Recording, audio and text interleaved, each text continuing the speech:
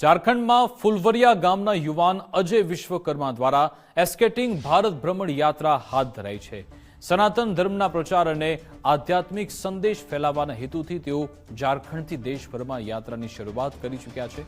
અજય વિશ્વકર્મા ઝારખંડથી પ્રસ્થાન કરી કોટેશ્વર થઈ લખપત તાલુકાના વર્માનગર ખાતે પહોંચ્યા હતા। આશરે 6 મહિના અને 7 દિવસમાં તેઓ વર્માનગર પહોંચ્યા તેવું તેમણે જણાવ્યું। આ પ્રસંગે તેમણે કહ્યું કે 12 જ્યોતિર્લિંગ તથા 4 ધામની એસ્કેટિંગ યાત્રા પૂર્ણ કરવા હજુ 1 વર્ષ જેટલો સમય લાગશે। યાત્રા દરમિયાન યુવાનોને સંદેશ આપતા અજય વિશ્વકર્માએ જણાવ્યું કે સાચી દિશા પકડો, સનાતન ધર્મનો પ્રચાર કરો, એ જ સૌથી મોટી સેવા છે।